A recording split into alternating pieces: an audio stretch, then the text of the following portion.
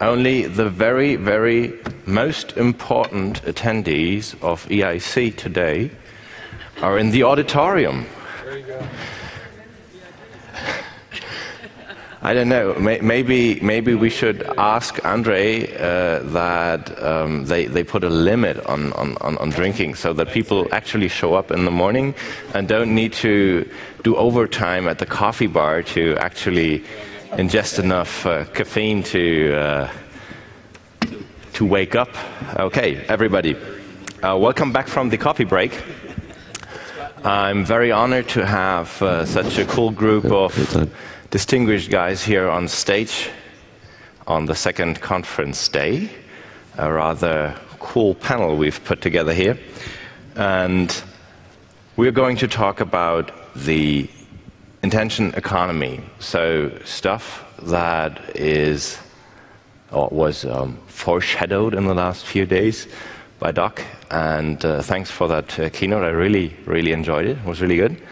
And we want to talk about how the vendor relation management that you came up with a few years ago and the intention economy, how that works out and how that actually puts a direction to what we are doing. So now what? Where are we going?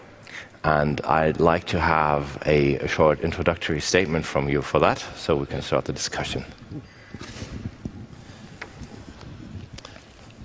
So for the last, really for the last 150 years, ever since industry won the Industrial Revolution, we've had a mass market economy. We've had an economy where the economies of scale that were built into the way the industrial economy worked pretty much drove all of our assumptions. We had to, you wanted to make the fewest number of products for the largest number of people, and you wanted to market those by getting people's attention. You wanted to do heavy branding. And this carried over into the internet age, but an implication of the internet age, which is that anybody can talk to anybody can find out whatever they want, anybody can form whatever social networks they want, anybody can self-educate, that the promise of the internet was not only further empowering sellers, which it inevitably did and gave us e-commerce and trillions of dollars of economic activity, but also promised to empower customers, not just in the sense that they have more choices of things that are sold by vendors, but they have more capacity to drive sellers in ways that only they can. They can express their intentions. And intentions don't necessarily line up with what the mass marketers want to sell. Almost always customers have very unique requirements, but they also bring intelligence to the marketplace that can't be guessed at. And at this moment in time, we're at the height of the attention economy. This is the one where Google is going up, growing like a tree to the sky, and Facebook's about to have an IPO. And a great deal of investment is going into big data, which is the data that's scraped off of our crumb trails as we go around the net, and as we use our mobile phones and the rest of it.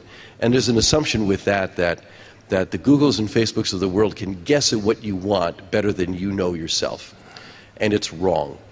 And I think that the intentions that we have, that I need this power supply this afternoon. I need a wheelbarrow. I need a car that seats 7 and not just 6 because I'm taking people skiing. I need the roof rack too. That kind of thing is a lot of what we call MLOT, money left on the table right now. And as that starts to become manifest, and as individuals start putting their own personal data to use, what a company in the US called Personal.com calls their small data, not the big data, it puts it to use, not selling their data to marketers, but actually using their data to say what they intend to do. That is going to cause a tidal shift, that there's going to be a turn in the marketplace where suddenly the intentions of customers are going to be fully respected, which they aren't right now. Craig mentioned yesterday in one of his presentations that what is going on in the API economy is sort of a tectonic shift, not just a tidal shift. Different metaphor, same point. What I was told when I studied economics, like, I don't know, many years ago, but there were already computers, and we had an IT department in economics. They said that such a thing as market transparency was impossible. Today, we have that. Has that changed the way resellers do business? What do you think, Phil? So I think we have a lot more data, and like you say, market transparency.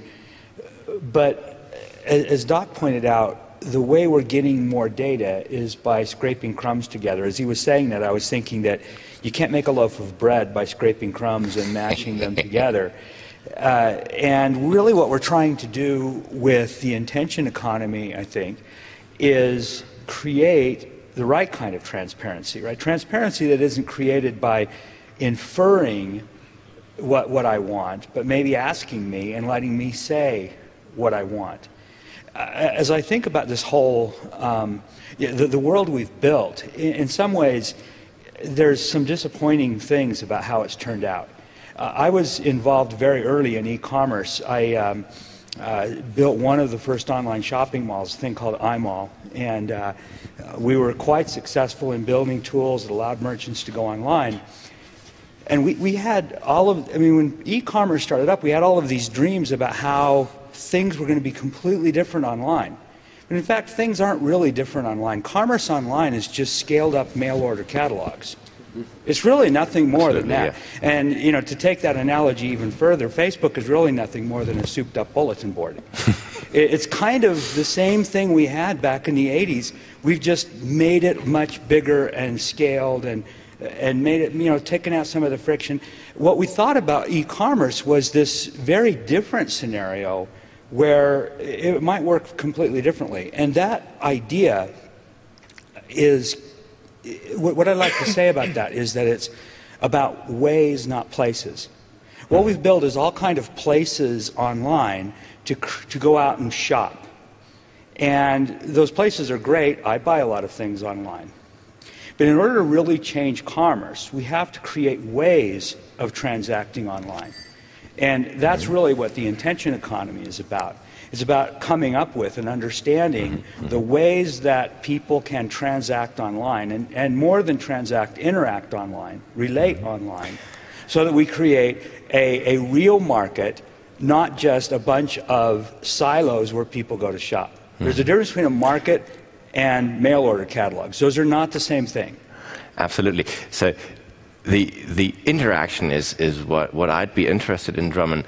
How do you think that new technologies that help us build our online reputation, our online identity that we want to disclose, how could that help actually being more interactive in those silos we have today? How can this help transform the silos into a marketplace where I go out buying shoes and they do not offer me the same kind of shoe but different color, but they offer me the trousers and the shirt to match? Right.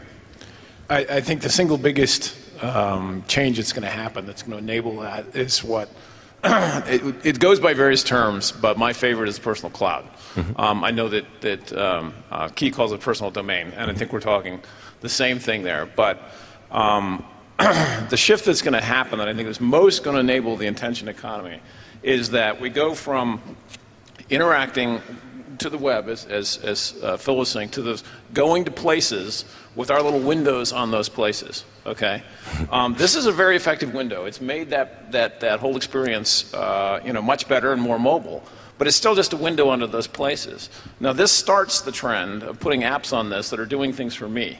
But it's still right here, and it's just to this device. I turn off this device. as soon as I turn around and say, wait a minute, what if I have my little piece of the cloud up there, right? What if I have my personal cloud?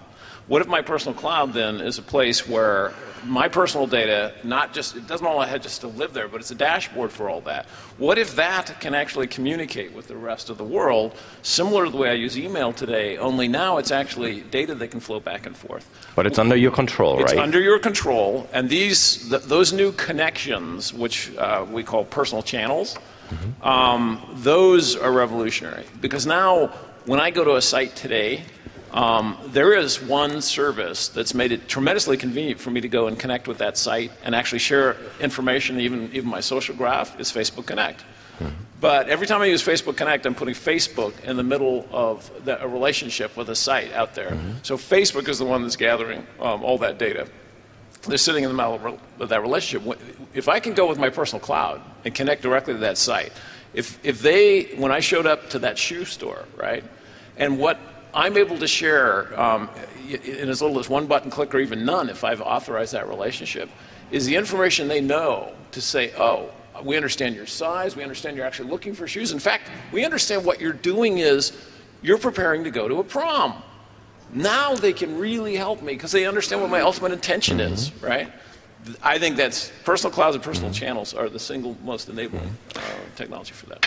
Okay, Scott, what do you think needs to change to actually get Facebook out of the way and get those personal channels up online and actually help me as a person online? Well, the systems were built, the systems we have now were built ancillary to other business functions. So identity systems for banks were used for certain purposes. Identity systems for healthcare were used for certain purposes. And now identity has its own independent value. So the bank and the telcos and everyone else has realized that data has value. It's not just their core business that has value. So just like what happened with derivatives and software, that value is being detached. But what we did is we built systems that had valves that were one-way valves. So when I buy a book on Amazon, I am the consumer of a book, but now there's a backflow, and that backflow is data. I'm not a consumer of the data, I'm a producer of data. So I think it's a condition, a heart condition called a mitral valve prolapse, when you have a leaky valve. We have leaky valves, but we don't have a two-way valve. It's not designed yet to be a valve that accommodates the data flow the other way. And so what we're doing, the piping, the blood vessel, is both technology tools and legal rules that compose that container for the data flow. And the challenge is that we're having data is increasing exponentially, and it has value. So we have in our midst something that's increasing in value exponentially, and we don't have any piping for it yet. And so what we need to do is be designing the system so that it can accommodate the flows both ways, and recognizing that there are all sorts of different flows and value propositions that are existing in those systems. And since we're in Germany with a tradition of fine engineering, we need to be revisiting our engineering and our specifications, both legal and technical, to accommodate those value flows. So is it sort of that we now have sort of a half duplex way where I send data, I want to buy something, then I buy it, and then, well, I choose if I want to make this visible somewhere. You know, we all know the Amazon internal system works pretty well. People who bought this also bought this. Do you want to see like that?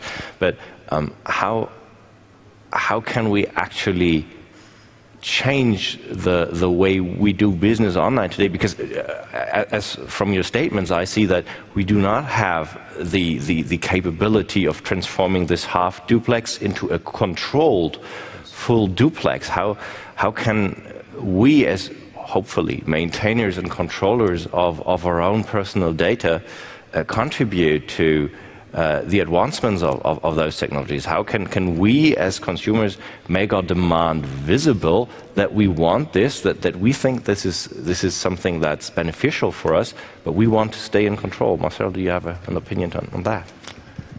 Yes, I think what you're talking about here is putting the individual in control about their own data. And what is an important step to make is that you should be able to do smart things with it. And looking at all kind of commercial activities.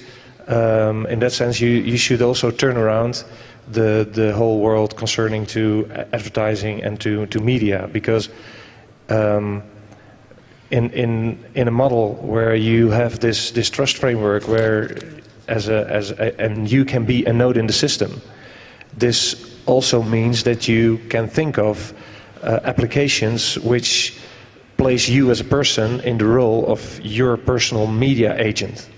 Mm-hmm. So when I can have all this data together, then I should not be forced to expose this data, but you should turn around the world a little bit more and see that when we are used today to give data to a company, so give data to a certain kind of knowledge, I believe that we are getting there, that the knowledge can come to my data. Mm-hmm. So, and this is a very interesting phenomenon, because when knowledge can come to my data, all kind of parties now today gathering data can stop, because mm-hmm. the attention economy is about relevancy, and to be able to be relevant, you should know the one. And the nice thing of that is that to be relevant, you need a lot of data. And actually, it's not about the data, it's about the relevancy. Mm-hmm. So, relevancy in relation with privacy, in relation with being a node in a system, gives the opportunity to be very relevant without knowing anything about mm-hmm. Mm-hmm. the one you have in front of you. Absolutely. What just came to my mind is how absolutely broken that system is that we have today. You know, you're going shopping online for something, let's say a new mobile phone, and you know all those dreadful cookies. You buy that phone somewhere, and 4 weeks afterwards, you still get those advertisements for that same phone. Mm-hmm. How stupid is that? It's just right. It's so broken.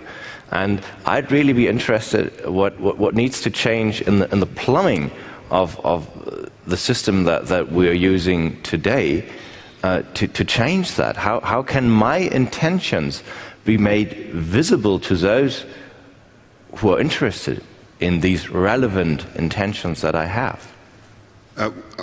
One thing I really want to make clear about the intention economy conversation and the tectonic shifts that I was talking about the other day is that this full duplex conversation between the relationships that get built based on agreement is not just about e-commerce. We're not just talking about things to purchase. Mm-hmm.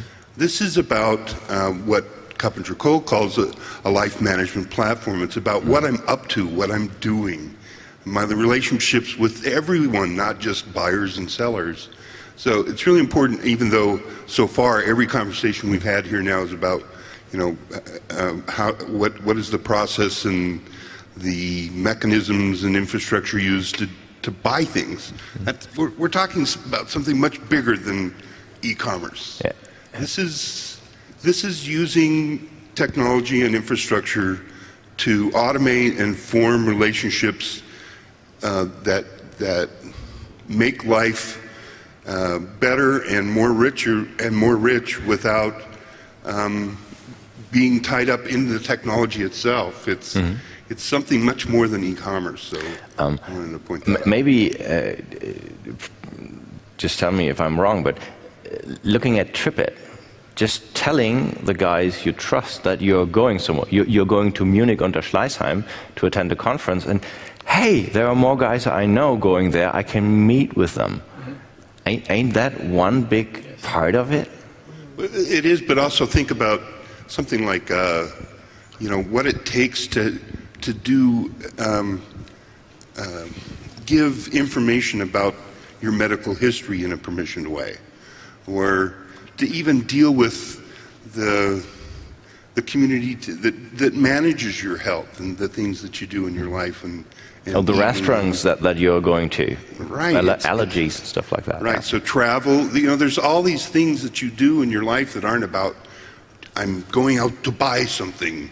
That needs to be included in this conversation of building infrastructure that allows a two-way conversation that lets you know about what I'm up to, what the ways are, not where I'm going to travel to and pull out my card and buy.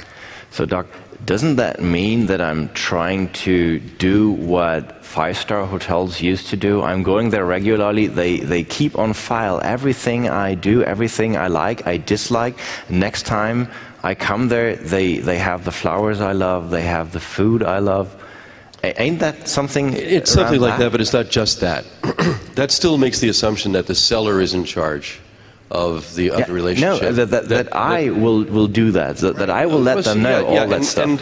But it's part of the full duplex conversation. We don't even have a half duplex conversation right now. We have a simplex conversation with a few minimal feedback, largely in the form of cash, and not much else. I mean, that's what's normative and has been for some time.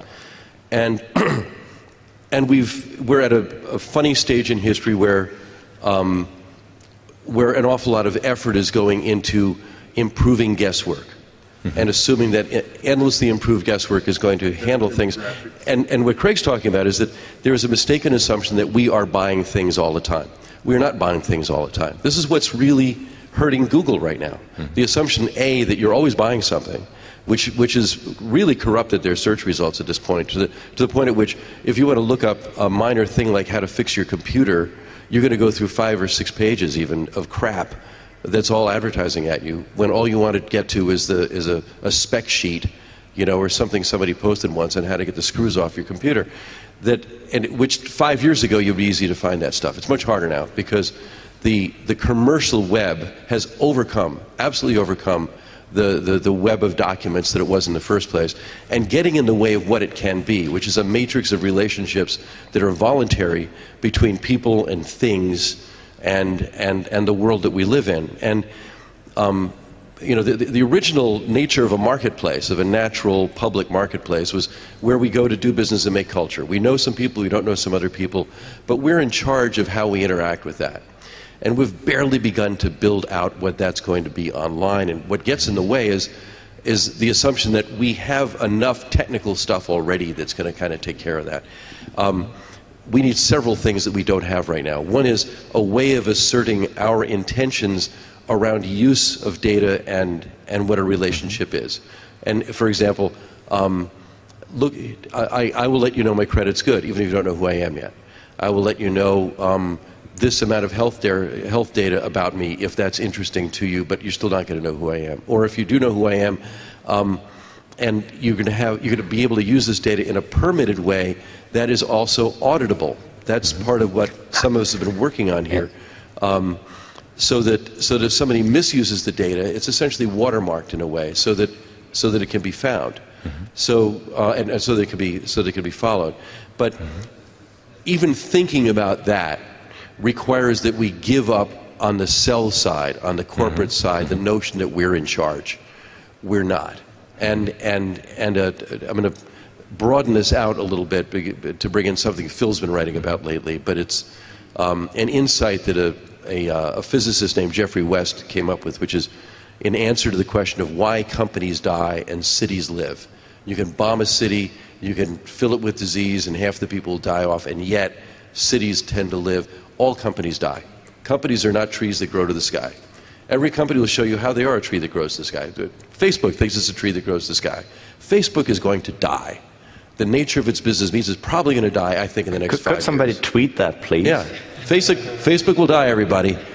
You heard it here last. I don't know. But anyway, but so will Google. I mean, so will Apple. So will every really successful company right now. They're all going to do, unless they become networks. The internet gave us a network that allows anybody to connect with anybody in a peer-to-peer way and become part of something larger that requires that every entity operating on it be independent and autonomous and able to engage. That's what the intention economy is about. And that's what we're just in the earliest stages of of people on this stage, frankly, and a few more out in the audience, are just beginning to build out. Yeah. Here's a place where we keep data. Here's how a trust network works. Here's another trust network. Here's some infrastructure. Here's a programming model. Here's here are ways of doing legal agreements. And we're just beginning to talk about that. But at some point, there will be a flip, and people will say, wait a minute, we've had this internet thing here for a while, and all we've been trying to do is trap and sell people. Maybe we could do better than that. Yeah. Just one remark on that Facebook will die thing. If you ever compare a Fortune 500 list from the 1960s with the ones that we have today, you rarely find any of those you found in the 60s in that list today. And most of those died. They just didn't vanish, they died because their business models just vanished. It's more than the business models. It's the fact that the larger they get, the more energy they require to maintain the business that they're in. And there's what's called sublinear scaling. Networks scale in a superlinear way. That's why the internet has succeeded the way it has. It's been superlinear because nobody owned it. It was not a company. If a company ran the internet, it would be dead now. Phil, yeah, okay. Well, I was going to remark. I think when you talk about travel, and when was it Craig or Doc? I can't remember. Talks about healthcare. I think those are both very important examples. I have a relationship with the healthcare professionals I interact with that supersedes commerce. There is money that flows back and forth, but that's not. It's not a transaction like with Amazon, right? I mean, we tend to think the internet's always about this transaction, not the relationship, right? And healthcare and travel are both good examples, I think, of places where relationships matter. You brought up TripIt, and I think it's a great microcosm in some ways of what we're talking about, in the sense that, you know, a trip is much more than buying things. Absolutely. And I have to buy things to go on a trip, but that's not, you know, that's not, the purpose isn't the buying things, it's the travel. And, you know, I go to the doctor, the purpose isn't the buying something, it's what I'm trying to do. And, you know, when Drummond talks, he gave a commerce example of the prom. I'm not going to the prom anytime soon, but you know, it's the going to the prom that matters, not renting the tuxedo. And somehow the internet has become just about the transaction. I think partly because it's really good at that. It's really good at the transaction. It's quick, yeah. And it was really easy. I mean, you know, it wasn't trivial, but it was easy to figure out how to do the transaction. But the creating the relationship and creating the market, the network, right? A market is a network, not a single place. Okay. I went to the grocery store right next door. Is it Kaufman's? Yeah, Kaufland. Yeah, Kaufland, that's right. Yeah. And I had an interesting experience. I bought an ice cream bar and a Diet Coke, and I stick it on the conveyor belt. And it goes down the conveyor belt, the checker rings it up, I pay for it, I give the checker a €50 note, he asks me if I have anything smaller, I say no. And then he asks me if I want a bag. I say no. Now that sounds unremarkable, except for the fact that he was speaking German, and I don't speak German. So how did I know what to say when he asked me this? Well, the reason I knew what to say is because there's a protocol.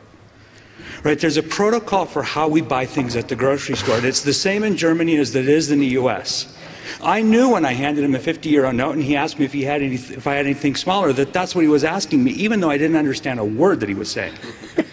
And that's an example of what we have to build in order to create markets or networks of relationships online, is we have to flesh out all of these protocols for how we're going to interact with each other, so that even though you're speaking German and I'm speaking English, we can still get along.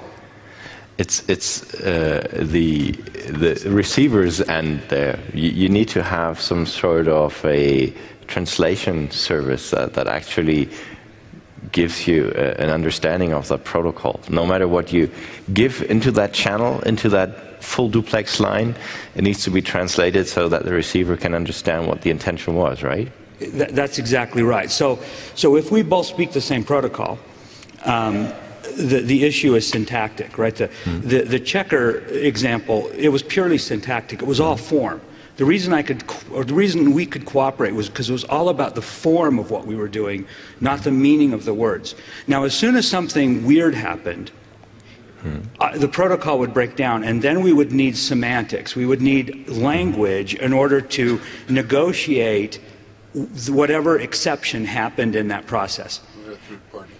Or something, or yeah, translator or something else. And I think you're exactly right, that what we have to have is we have to have a way of getting to protocol easier than what we have had in the past, because it's always been about just creating this pure syntax.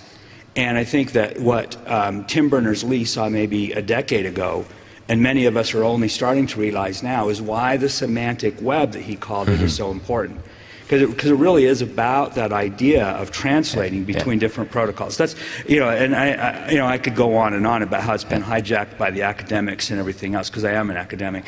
But that's a different issue. I mean, it is, and you've hit on a very important point of translating between protocols is what's going to make this viable. But I'd really like to dig a little bit deeper into that semantic stuff, because if you want to have a discussion about the semantics, doesn't that require you to also talk about ontology? Don't you need to really talk about how we talk about? Don't we need to make sure that what I say is understood by you? I'm having a hard time speaking English because I'm a non-native speaker, and I try to talk with giants here and not lose it. But don't we need to have a way, a sort of a basic ontology that we need to all buy into to make this happen?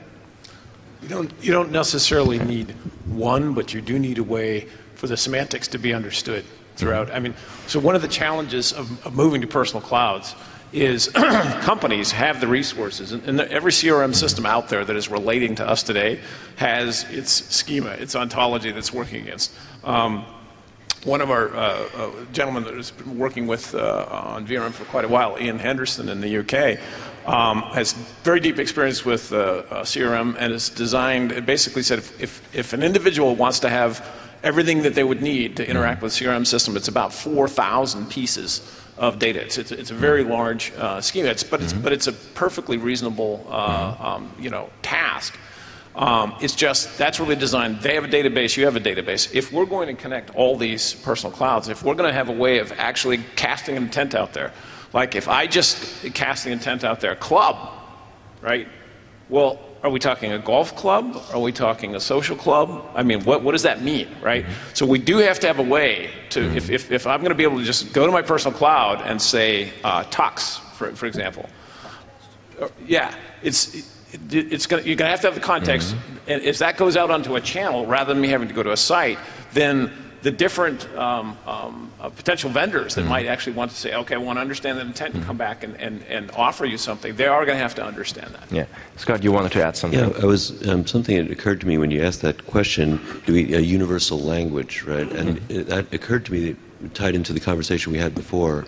And I think the universal language here, and the reason we have commercial development on the web, is that money is more translatable. Mathematics is more translatable, where the numerosity of it. Intent is not. My son once got some cash for Christmas time, and he said, cash, the universal gift card. And I thought that was really interesting, because it's non-enterprise-based gift card, right? So shows you he has two lawyers as parents. But But the point is, what we've done, even though it seems like a prison in some ways, it'll also possibly be a path to liberation here. Because if you think about the agora, the tradition of where commerce, politics, and social activities occur, we're paying for programming here with something. Facebook and Google have the same model as CBS and NBC in the United States, network TV, called network, interestingly, network TV, but the model is advertising pays for programming. Here the programming is more interactive on Facebook and Google, but it's programming. And the customer is not the person viewing the programming, it's the advertiser, exactly the same as network TV.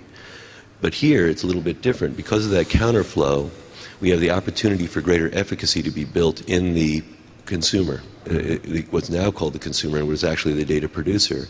Because if we start having the systems be reliable, then just as people will put money in a bank if they see it as reliable instead of keeping it at home under a mattress, they'll put data into the system that will increase their efficacy because they'll be feeding the feedstock of the system. And again, it's a commercial vector for it, and it's not the entire story, but there has to be a way to pay for the expansion of what we're trying to accomplish here on the social and other sides. And I think that that kind of ties together that issue we were talking about before about the lamentation about the commercial emphasis. I think what we're seeing is just the building of the agora. So we've been talking about CRM quite a lot and how companies today are still trying to sell us something and building huge databases about all my preferences, and well, they invested so heavily there. What do you think would we as a community need to do to make them give up on that investment and say, you know, you could do better business with me if I just let you know what I want and you just don't try to figure it out by yourself? Well, that's a very nice one, because what we do today, living in hundreds of databases, we even don't know where we live. That's a problem. And you see that in very many ways. You see this happening, and finding each other is very is quite a task. To where do I have to expose myself, and where do the other one has to ask his question, because do we meet? Do we have the chance to meet? In that sense, there is such a lot of rubbish on the web. It's not, you're not able to meet. And this was a nice. We had a nice email conversation with my colleague Maarten about where we, from the key perspective, say, okay, CRM is actually is an old-fashioned way of doing. So when you are living in a digital world, you should be able to be there.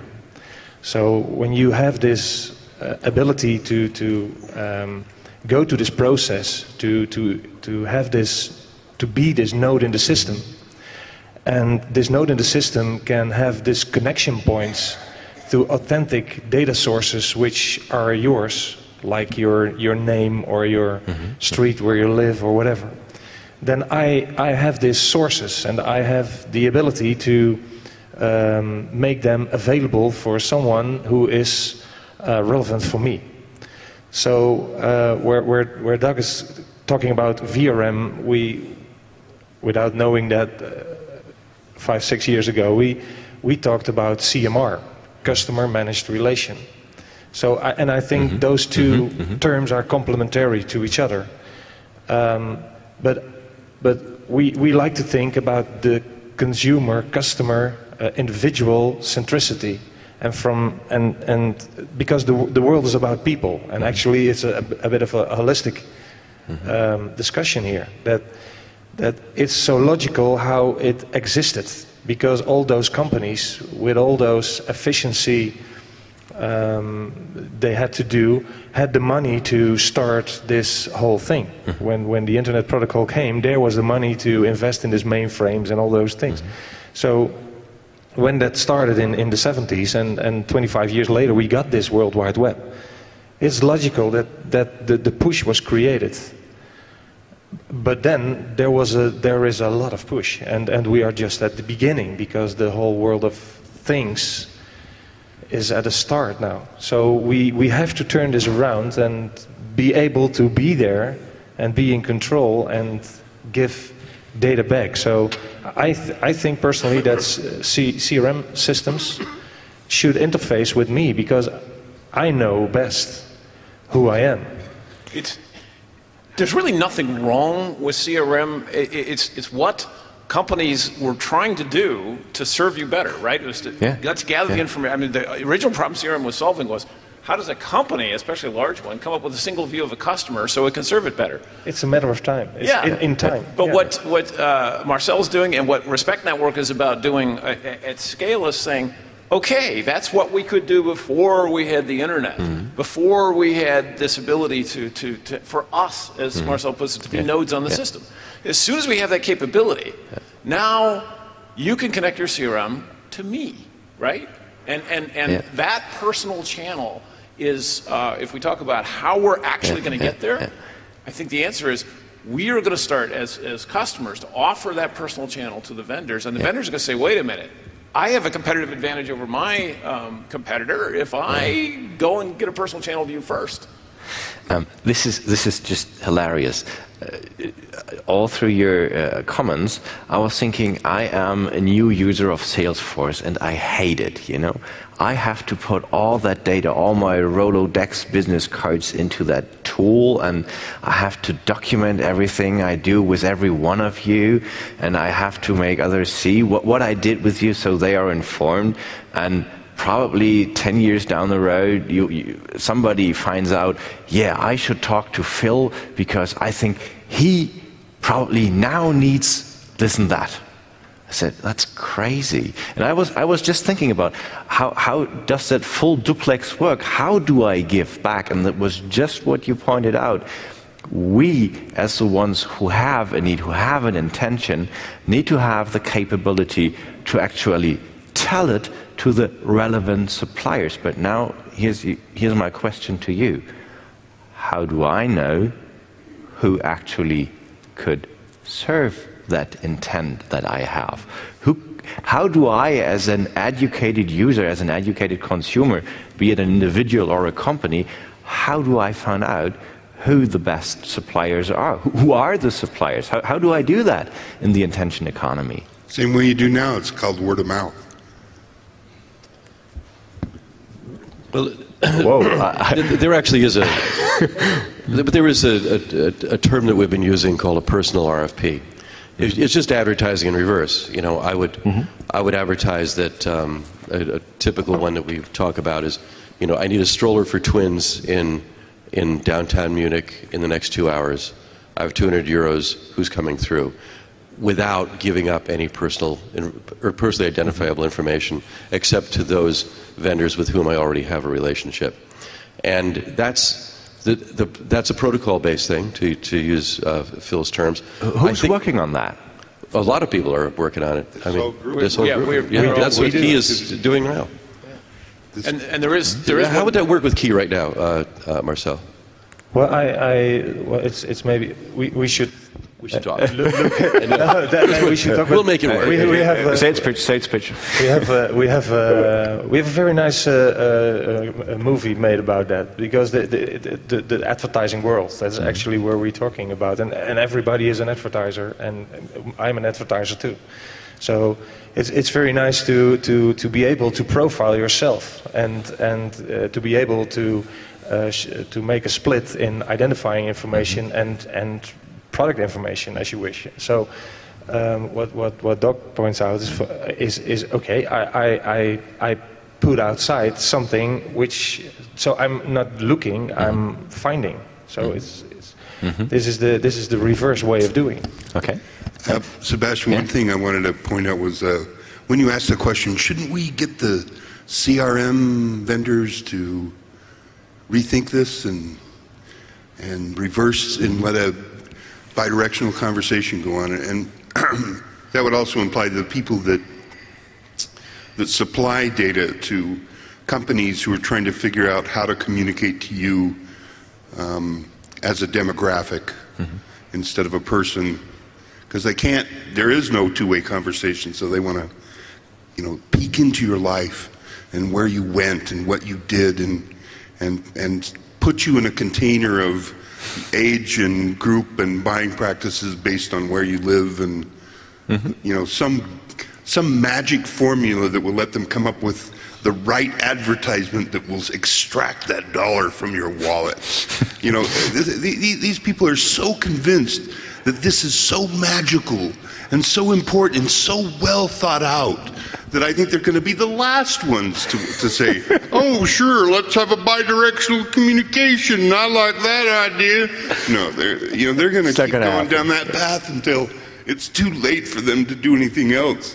What I expect to see happen is much more a new breed of thinkers that are saying, there's another way to go about this that is an alternative to that. While they're busy demographic the planet to get their advertising dollar well spent. Okay, It's so inefficient and so crazy when you think about it. There's a new tweet coming up.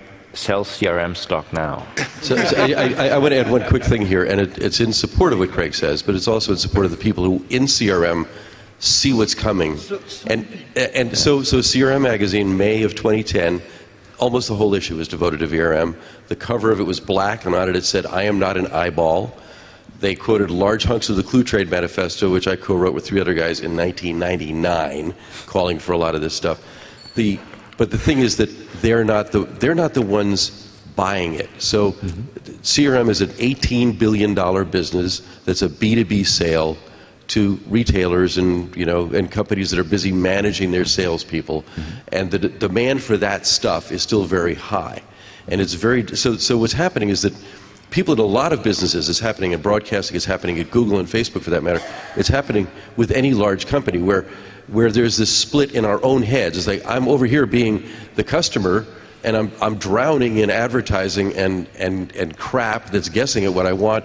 And when I go to work, I'm producing that stuff, right? And there's a market for it still. And that's the problem that Craig's talking about, which is it doesn't matter today how much they see the future.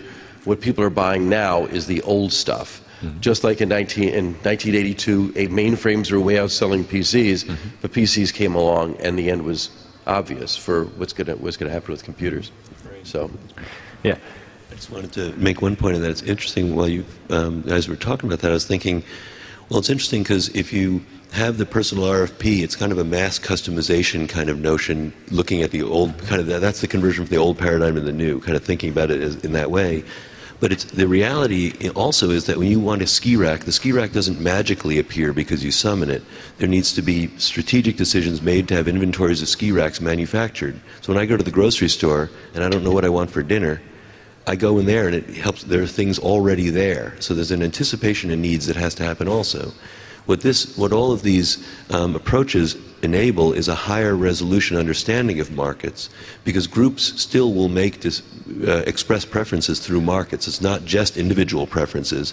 So low sodium vegetables in a can are available because groups make requests for it. And it's the same thing as the orphan drug problem. If you look at the Gates Foundation, they fund to create markets for orphan drugs or drugs that aren't developed because the people won't be able to afford them.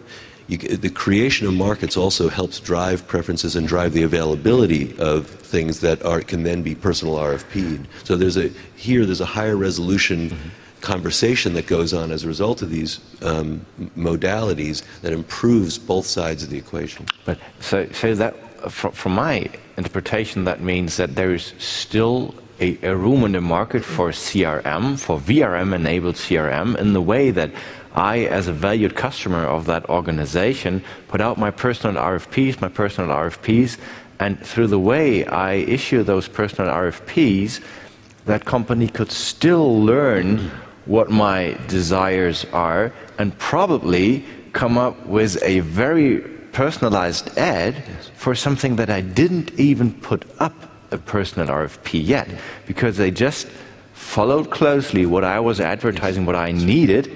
And then they could just say, oh, he bought this and he bought that. Oh, probably he needs that iPad connector for the TV, whatever. Right. There's a significant element of trust involved there, which is you're building that relationship. And then when I get a recommendation from Amazon, I do a lot of shopping with Amazon. So I inherently know, I have a trust relationship there that they probably know enough about me, and I trust the brand enough that I'm going to give that recommendation some weight. So as we develop this network of empowered customers, the personal clouds that are connecting, trust does become a critical factor, and that's why reputation systems are going to be a key element of what we're doing. That's Connect.me is about starting to develop a socially verified reputation, which the next step will be to take it over to the vendors. Take it over to the companies. That was another question I would pose, because when I, as an individual, go to Connect.me and try to get vouchers for certain trades, for certain technologies that I may be an expert or not in, that would actually enable me to receive requests for consulting on that, right? That's right. So why don't we just move that to the next level and do it for the companies. And I vouch that this service provider actually did great in delivering this or that service or delivering me this and that product, so they could be easier. It would be easier for another individual to find that vendor and actually address that personal RFP to them, right? Especially your friends or contacts that have a trust relation with you, and therefore your recommendations carry even more weight with them. So are you saying that a trust framework is digital word of mouth? Sort of.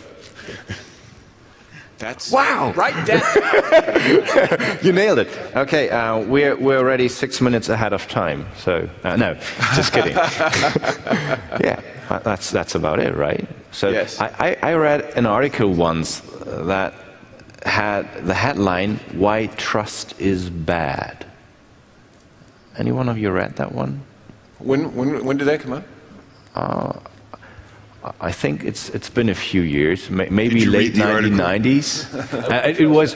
I wouldn't trust it. Okay, it was more about PKI and stuff, you know, so trust chains and stuff like that. So, but it just came to my mind that, oh well, why trust is bad? Yeah, see, the guy who wrote that article didn't really put that headline there, but the guy in advertising did, so he would buy that ad. Well, and read also, it. as an attorney, I can help with the why trust is bad issue. Including not attorneys. No pun intended, right? I'll let that hang in the air for a minute. The trust is bad because of potential for fraud. Okay. It's misplaced trust. Or as the previous speaker was Mr. Boos, is that pronounced? I'm not sure pronunciation of his last name, but he was talking about trust. So he was describing a situation. I might trust that Amazon has a situation that's going to send a book to me next day, no problems, no friction on the book purchase, but I might not trust other parts of the data collection part of it. So trust can be bad if it's transferred in a way that's inappropriate and it leads to a false expectation or an expectation that can't be satisfied.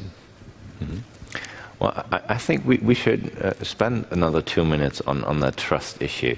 Just there are commerce platforms online who establish their own internal trust systems, just like eBay, biggest largest marketplace for that. You can earn your reputation through the good sales behavior you have, and there are so many cases of fraud where people were just summing up huge numbers of good recommendations, selling scent articles, and then they started selling really expensive articles and never delivering.